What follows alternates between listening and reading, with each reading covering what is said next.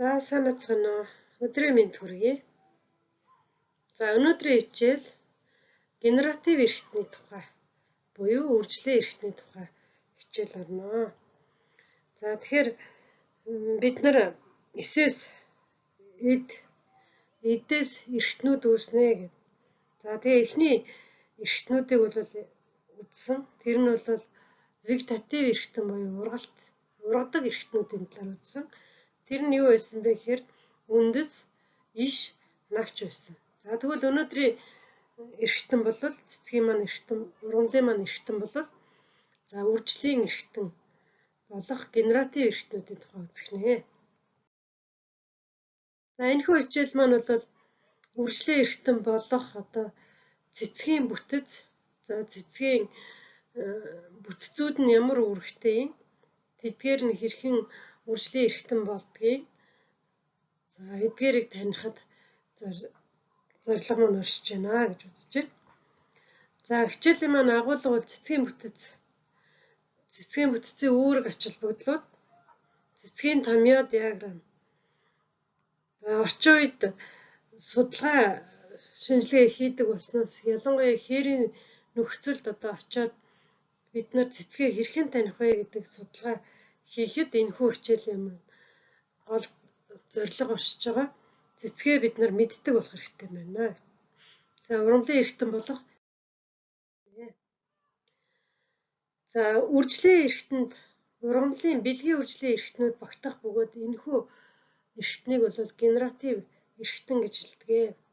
За тухайлбал ургамалд бэлгийн үржил явуулах хэсэг бүтцүүд байх бөгөөд тэрний нэг нь бол цэцэг юм аа гэж үзэж байгаа.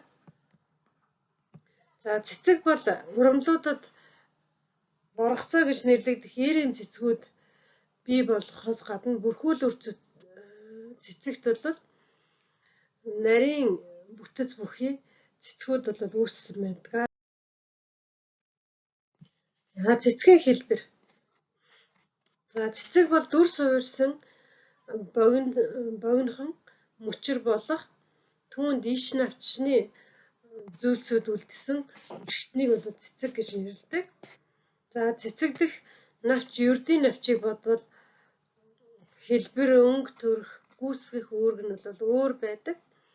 За ургамлын цэцгүүд бол өнгө үзүүлж бүтэц хэмжээний хувьд харилцан адилгүй бөгөөд бүрэн боловсрсан цэцгүүд дохиур, үр боловсрох орон, дэлбээ, цоморлог, суудал, хөл гэсэн эсгүүдээс тогтдог.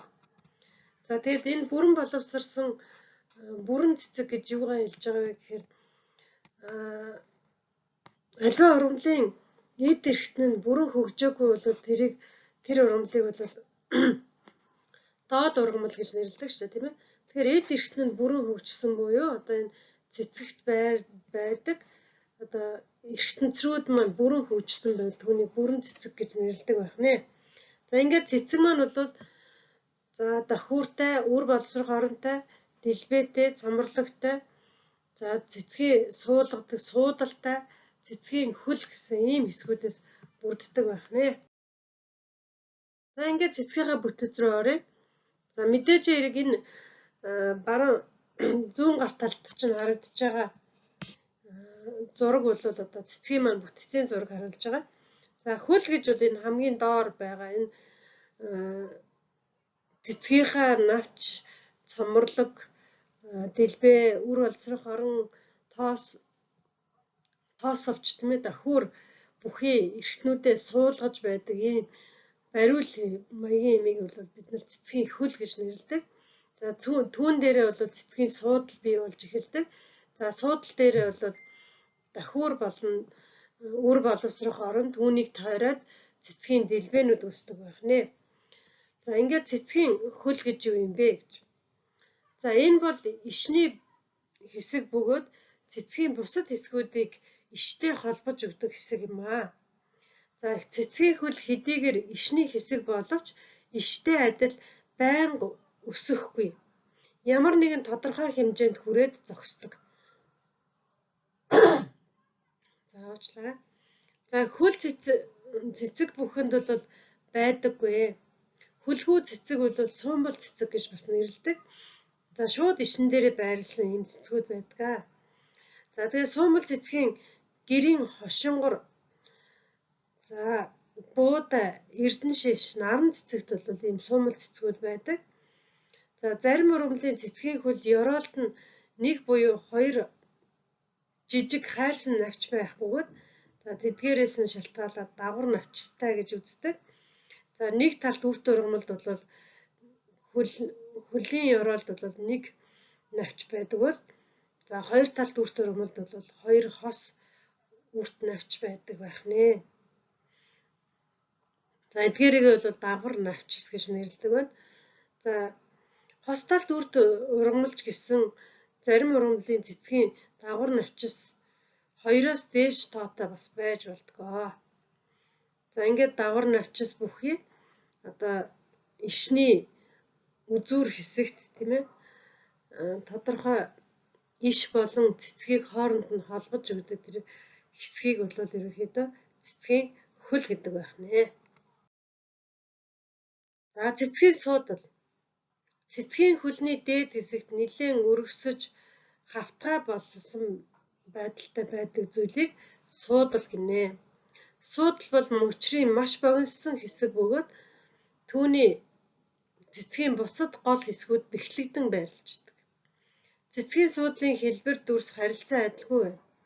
Суудлыг хэлбрээр нь хавтгай, хонхорхой, аягархуу, домборхуу, урт сунсан гэх мэтчлэнгээр ангилж байдаг. За цоморлог. Цэцгийн суудал дотор байдаг зүйлийг бол цоморлог гэж байна. За цоморлог бол цэцгийн гадуур хүрээлэн дотоод хэсэг болон давхуур үр боловсрох орон зэргийг бол одоо хамгаалах үүрэгтэйгээр үүссэн навч гэж үзэж болно. За ихэвчлэн цоморлог жижиг ногоонд навчинцруудаас тогтсон бөгөөд тэдгээр ногоо навч тус бүрийг цоморлогын навчинцар гэнэ. Нэг цэцэгт байх цоморлогын навчинцрын тоо ургамал бүхэнд харилцан адилгүй байх бөгөөд тус бүрд нь бараг тогтмол байдгийг анхааруул зохино. За тэгээ ерөнхийдөө бол нэг овгийн нэг төрлийн ургамлуудын цоморлог бол тогтмол байдгаа гэж үзэж байна. За тэргүүлэгч цэцэгтний овгийн төлөөлөгчдийн цэцгэнд за 5 цоморлог байхад тоонолжин цэцэгтний овогт бол 4 цоморлог байх жишээтэй тухайн овгоосоо шалтгаалаад цоморлогын тоо буюу тэр навчинцрын тоо нь өөр байдаг байх нэ. За тэгэхээр цоморлог бол дэлбэний гадуур байрладаг дэлбээ болон үр боловсрох орон за мөн одоо давхуур зэрэг үржлийн эрхтнийг хамгаалах зорилготой ийм навчинцруудыг бол хэлдэг.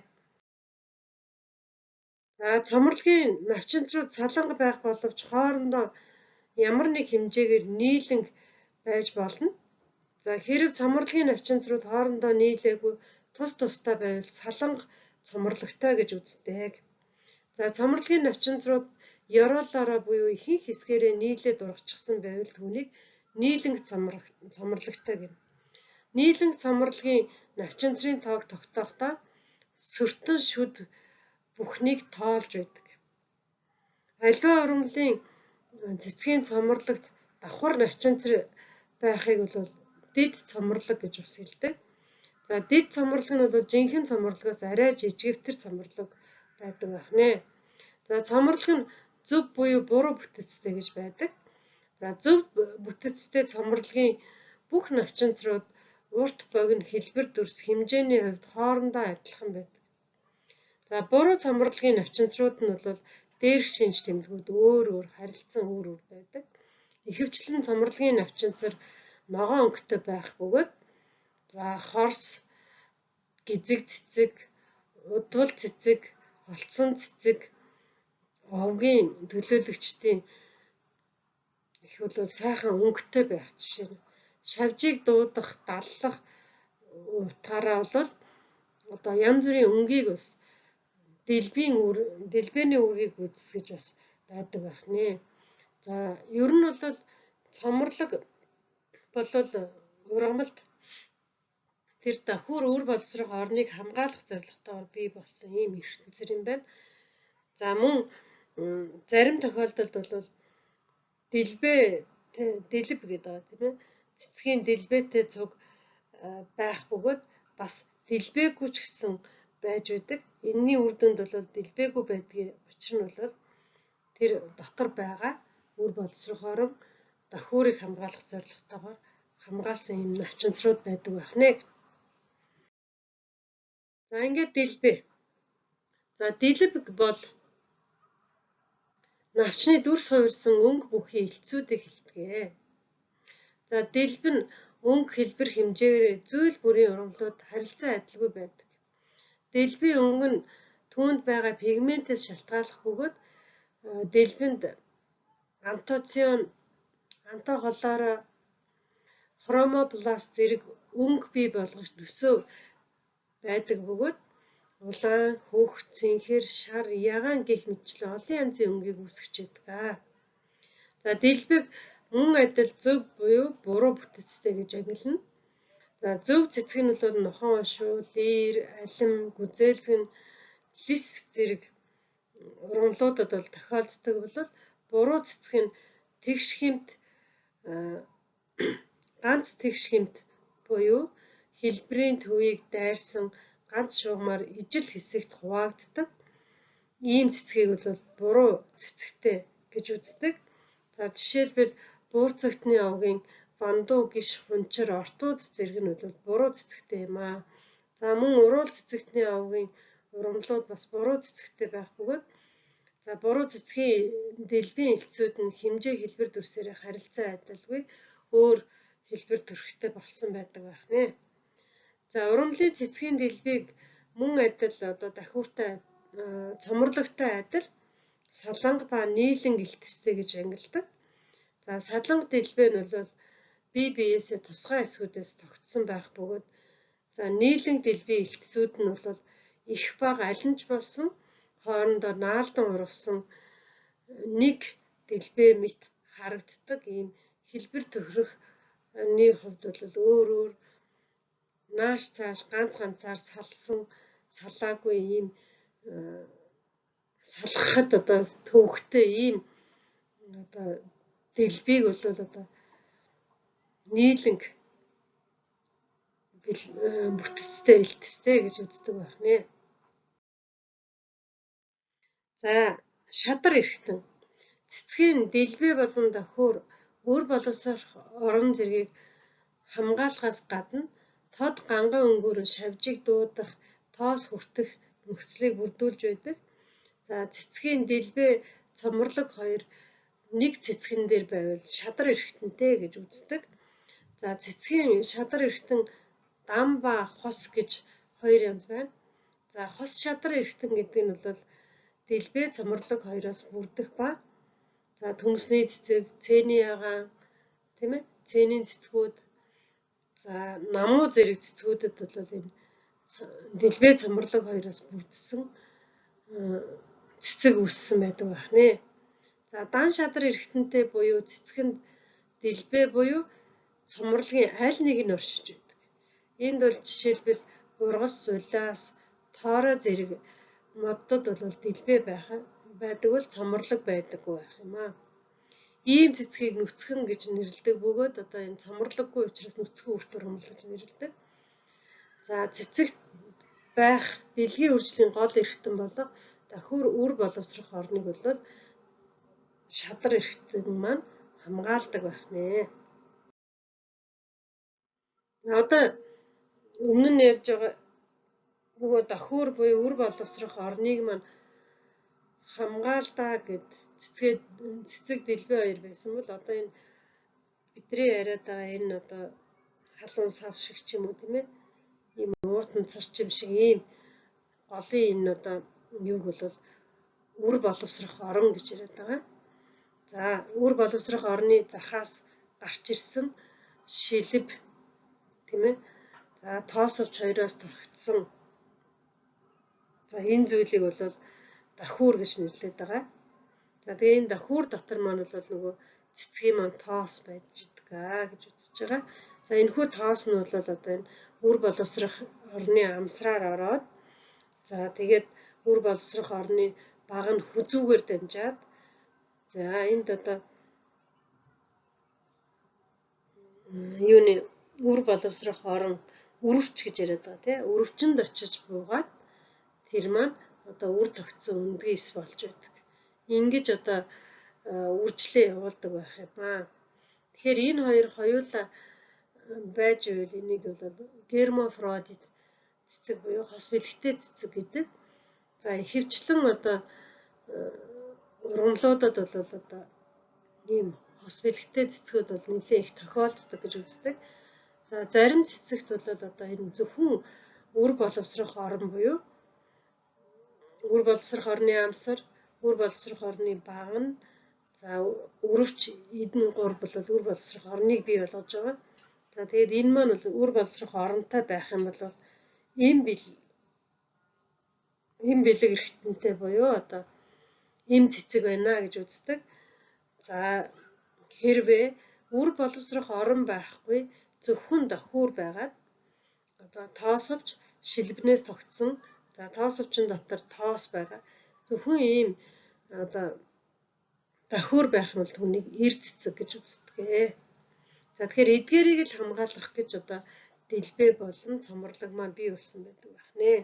За ингээд давхуур маань ямар онцлогтой юм бэ? Энэ талаар үзье. За микроспорофил гэж нэрлэдэг давхурыг за нэг цэцгийн бүх давхурыг нийтд нь андроцей гэж нэрлэдэг. Андроцей. За цэцгийн давхурын тоо ургамал бүрд харилцан адилгүй байх бөгөөд за зүйлийнхээ овгоос шалтгаалаад за тоо нь бол тогтмол байж байгаа.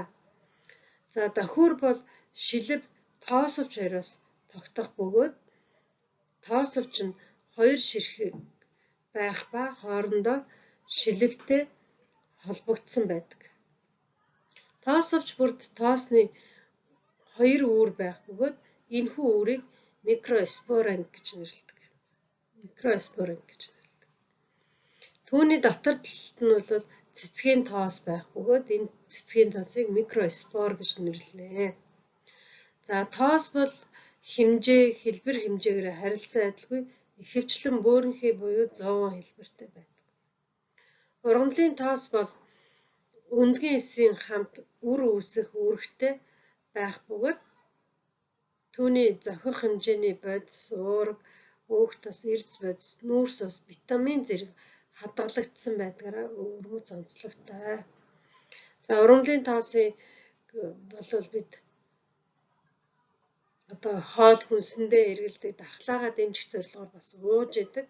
Эндээс болоод бол одоо ургамлын тоос ховордсноороо ургамал тархан амьдрах нөхцөл бас багасдаг. Тийм учраас болж игэл энэ ургамлын тоосыг бас хүндэхгүй байвал зүгээрээ гэж үздэг шүү. За дараагийнх нь бол үр боловсрох орон байна. За үр боловсрох орон бол цэцгийн хамгийн дотор талд байдаг зүйлийг хэлж байгаа. Амсар, баг нь өрөвч гэсэн 3 хэсгээс тогтдог. За цэцэгт нэг буюу хэд хэдэн үр боловсрох орон байдаг бөгөөд гол төлөв цэцгийн төвд байрладаг. За навч захаараа наалдаж битүү сав болох үр боловсрох орон үүсгдэг. Эдгээр навчийг үрт навч буюу макроспорофил гэж нэрлэдэг. За үрт навчийг нийтд нь генецей гэж нэрлэх бөгөөд үр боловсруулах өрөвч, баг нь амсар гэсэн 3 хэсгээс тогтно. За тэгэхээр энэ хичээлдээ холбоотой зургуудыг бол бид нар заавал зурна шүү. Тэгэхээр цэцгийн ерөнхий бүтэц бол цэцгийн хөл, цэцгийн суудал, за цоморлог, дэлбээ, давхуур, үр боловсрох орон гэсэн хэдэн зүйлээс тогтож байна. 6 хэсгээс цэцэг маань тогтдог байна. За энэ зургийг зурж аваарай манайхаа.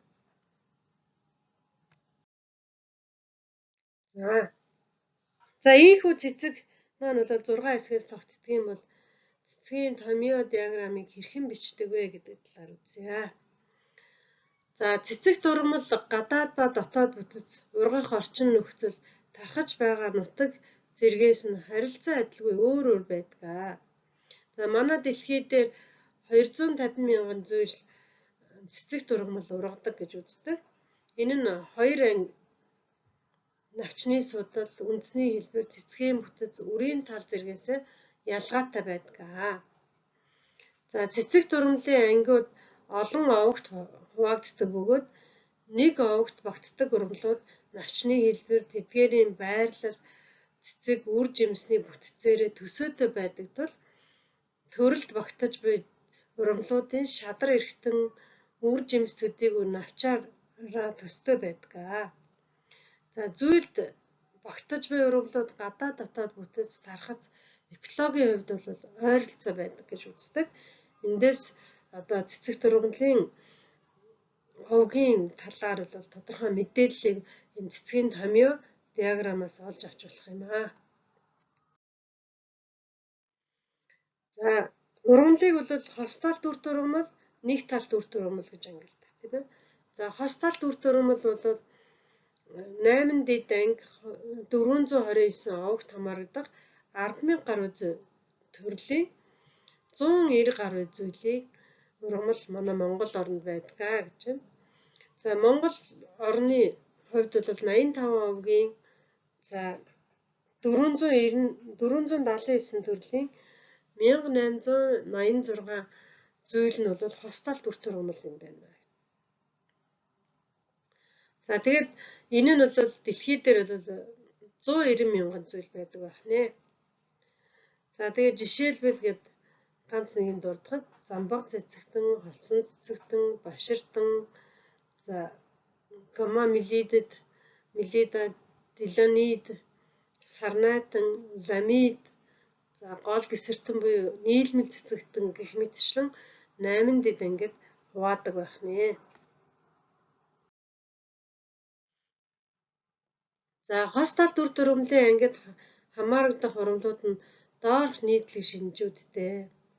Үр нь хос талтай, хүчрэхэг хөгжсөн гол үндэстэй, камби бүхий нээлттэй дамжуулах багцтай. За ийм учраас хоёр дахь бүтэц бий болгосон. За эсний дамжуулах багцын байрлал нь эмэгч замбраатай байх бөгөөд цагирах үсгэн байрладаг. За навч нь хэлбэр дүрс болон олон янзын хэлбэр төрхтэй байх бөгөөд гол төлөв торлог судалтай байдаг байна.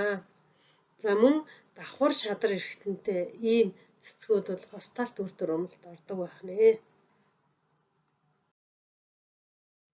За ингээд цэцгийн томьёо руугаа оръё. За цэцгийн бүтцийг тусгай үсэг тоогоор илэрхийлэхийг бол цэцгийн томьёо гинэ. Цэцгийн бүтцийг тусгай үсэг тоогоор илэрхийлэхийг цэцгийн томьёо. За тэгээд нөгөө цэцгийн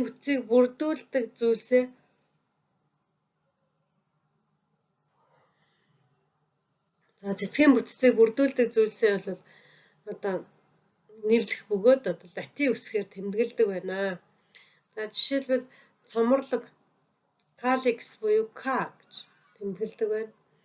За дэлбэ Corolla буюу K гэж тэмдэглэж байна. За энгийн шадар эрхтэн ер нь шадар эрхтэн хоёулаа байх юм бол P үсгээр тэмдэглэдэг. За давхар байвал А үсгээр буюу Androcei гэдэгтэй холбоотой. За үр боловсрох орон байвал Genetei буюу G үсгээр тэмдэглэж байна. За мөн цэцэг дэлбэ маань давхар маань дэлбэ болон давхар маань ямар бүтцтэй байхаас нь шалтгаалаад буруу бүтцтэй, зөв бүтцтэй гэж ангилж байна. За тэгээ буруу бүтцтэйг нь бол доошоо харсан энэ сумаар зааж байна.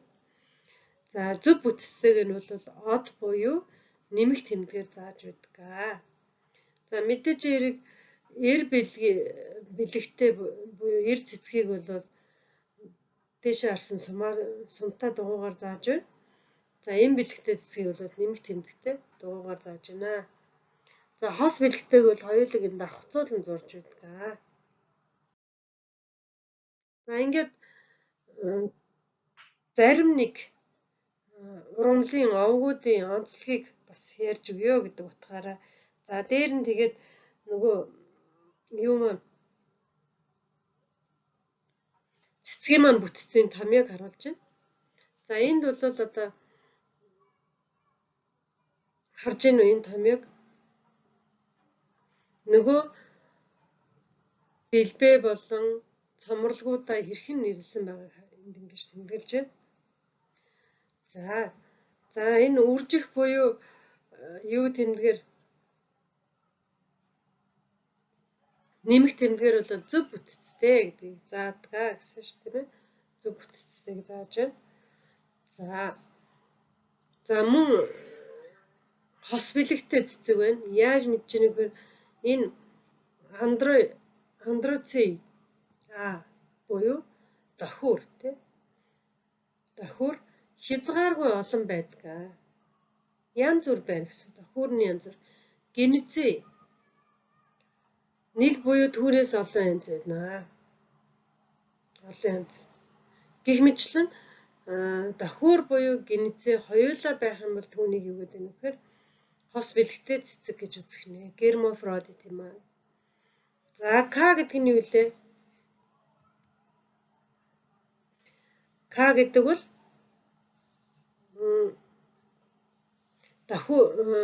цомрологтой гэсэн. За цомрлог нь 5. Дэлбээ нь 5-аас 12. За дохиур нь хязгааргүй. Үр боловсрох орн нь нэг буюу түүнээс олон янз байвал үнийг холцсон цэцэгтний овог буюу ранункулация гэж нэрлэдэг байх нэ. Ранункулация. Дэлхий дээр 50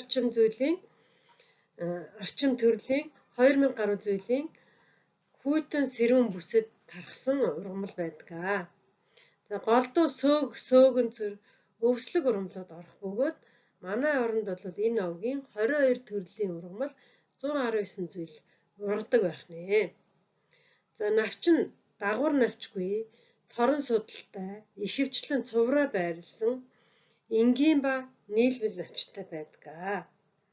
За үндс нь хүчрэхэг хөгжсөн үндслэг гişтэй болцоотой байдаг. Цэцэг нь зөв буюу буруу бүтэцтэй, олон дохиурд янз бүрийн байрлалтай, голдуу тод өнгийн цэцэгтэй, цэцэг нь хос бэлэгтэй, түүний бүх хэсгүүд нь цэцгийн төвгөр юм уу хавтгай суудал дээр шууд бэхлэгдсэн дам ба давхар шадар эргэтэнтэй ийм цэцгийг бол холцсон цэцэг гинэ гэж зааж өгсөн байна. За эндээс харахад энэ зурган дээрээс хараарай. Дэлбээний хувьд ямар байна? Дохиур нь ямар байна те? За цомрлог байна уугүй юу гэдэг ингээд. Зөв ба буруу цэцэгтэй. Тэгэхээр цэцгийн хувьд бол одоо энгийн хэвийн одоо бүтэцтэй байх юм бол энийг зөв бүтэцтэй цэцэг буюу дэлбээтэй гэж үздэг. Өөр хэлбэр төрх нь өөр байгаад ирэх юм бол түүнийгээ юу гэх вэ? Буруу бүтэцтэй цэцэгтэй байх нэ гэж хэлдэг байх юм. За холцсон цэцэгтний овог дээр бид нар энэ жамям ядаг, удвал, хорс, яргуужин, яргууны төрлүүд, чөдөргөн, ноцоргон, холцсон цэцгийн төрлүүд, за буржгарын төрлүүд бас байгаа. Эдгээрийг бас та хэд түрүүн уншиж өгч чадаагүй шүү. Энийг анхаарал хараад өгөөрэй. За анхаарал тавьсанд баярлалаа.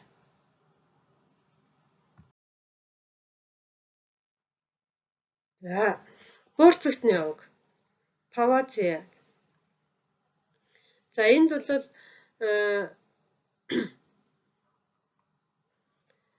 буруу бүтэцтэй. За дохиур нь нийлмэл гэхээр энэ хаалтан дотор хийчдэг. Дохиурны цомрлог нь нийлмэл буюу хаалтан дотор хийгээд 5 нийлмэл цомрлогтой. Дэлбээ нь 1 саланг, дахиад 2 саланг, 2 нь нийлмэл. Нийтдээ 5 дэлбээтэй.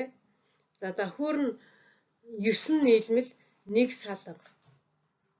За мөн 20 нийлмэл, 20 саланг байж болдог. геницей буюу үр боловсрох орон нэгтэй тэр нь нийлмэл. Ийм ургамлыг бол буурцагтны авг гэж нэрлэдэг байх нэ. За дэлхий дээр 700 орчим төрлийн буурцагтан байх бөгөөд 17 мянган зүйл оршиж байдаг. За тропик, субтропик, сэрүүн бүс энэ нутгуудад ихэвчлэн тархдаг. За манай оронд бол 26 төрлийн 312 зүйлийн буурцагтан байдаг. За үндэс нь бол булцуулаг үндэстэй, навчин олон янз буюу цувраа байрласан дагвар навчтай, цэцэг буруу бүтэцтэй, хос бэлэгтэй, тавчилсан бүтэцтэй, давхур арга буюу нэгэн салан, далбай, зав, сэлүүр мэтийн үүсгэсэн үр боловсрох орон нь бол нэг дээр байрлалтай байдаг байх нэ. За жимс нь буурцаг бий болох бөгөөд уг овгийн төлөөлөгчдийг бол эмийн болон техникийн, хүнсний, гоёл чимэглэлийн зорилтоор энэ буурцагтны овгийн ургамлыг ашигладаг байх нэ.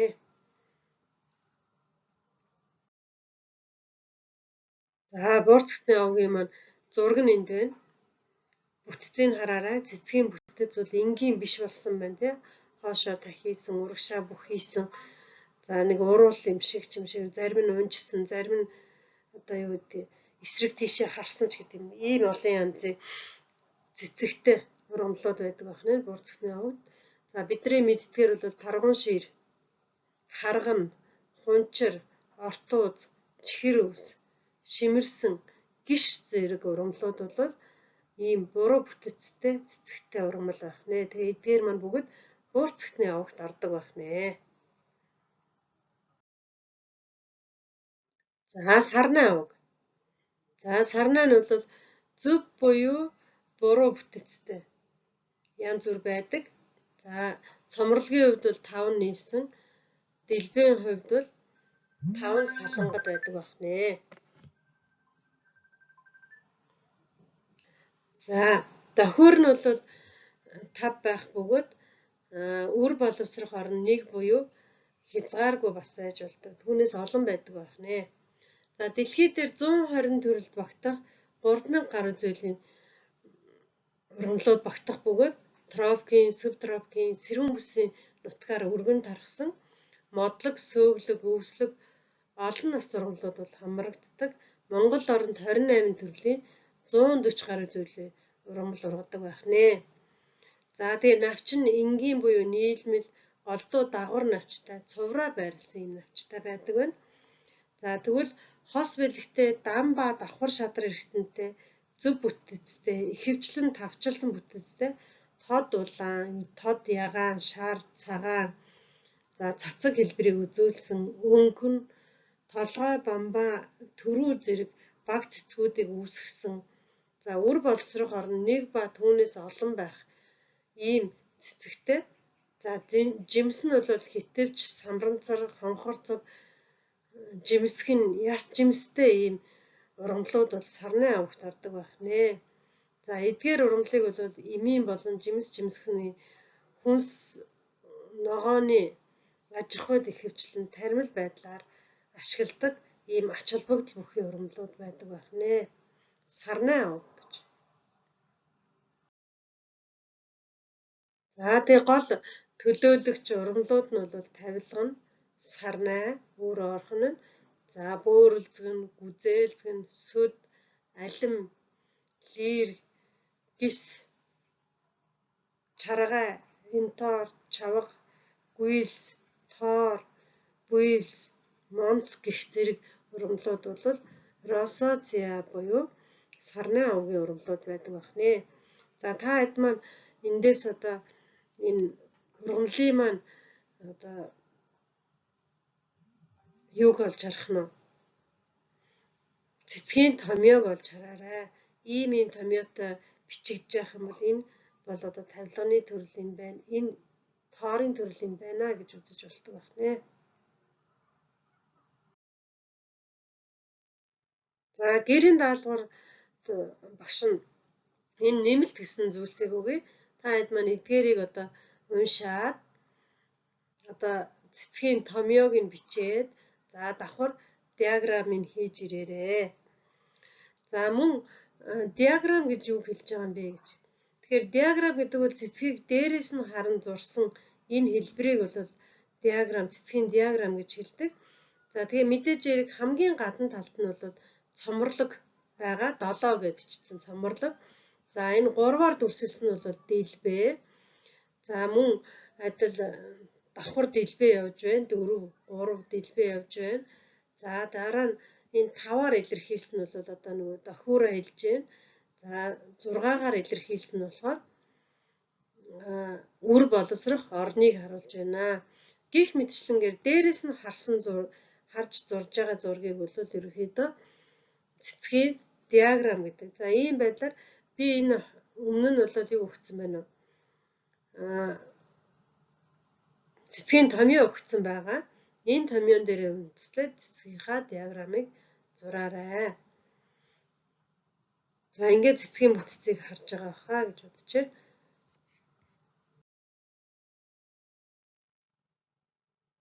За мөн цэцгийнхаа бүтцийг зураад цэцгээ ангилж ялгаж уншиж сурна. Хээрт яваад бид нар цэцгийн бүтцээ бичиж, товчилж бичиж сурах нь байна. Энэний үр дүнд одоо ном зохиол дээрээс уншаад тухайн ургамал ямар цэцэг, ямар ургамал вэ гэдгийг тодорхойлох боломжтой болж байна. Ингээд анхаарал тавьсан та нартай баярлалаа.